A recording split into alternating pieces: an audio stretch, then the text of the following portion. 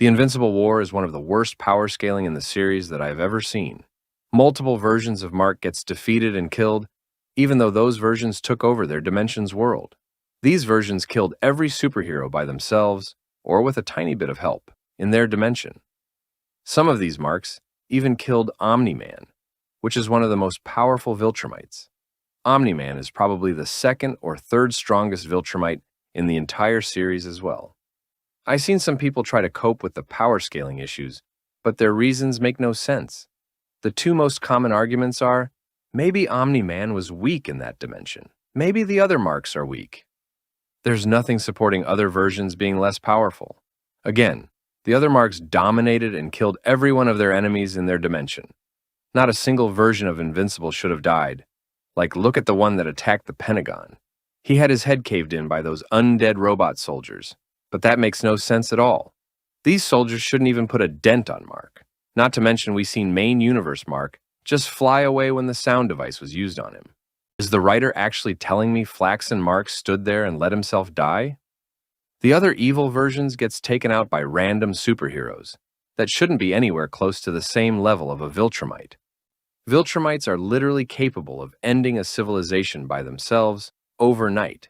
We get a demonstration of this when Omni-Man goes to the Flaxen dimension. Another thing I wanted to mention is, what happens to the 8 surviving evil Invincibles? How do they starve, and why they begin eating each other? Viltrumites can go without food for weeks and months. Omni-Man even could fly in space for months without breathing, eating, or drinking.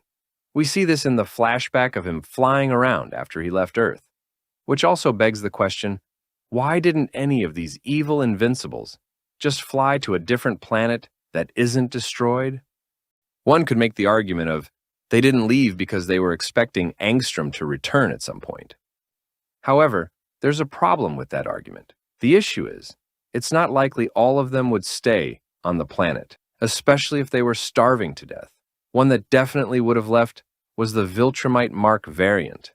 This variant would have been trained to navigate the stars, since that's part of training for Viltrumites. Now, the last example of extremely bad power scaling would have to be later on in the series. Mark, Omni-Man, and Thetis destroy an entire planet by flying into it. Literal planet-destroying people are not going to get killed by any bomb or creature weaker than a Viltrumite. Anyone weaker shouldn't even make a Viltrumite bleed.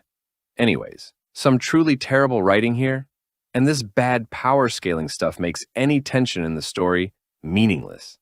How am I supposed to feel tension when the writer can just change the power level whenever he decides to? This reminds me of what Stan Lee said when people asked him about who would win in a fight between two specific Marvel characters. Well, it depends on who I want to win if I'm writing the script. If I want Spider-Man to win, he'll win.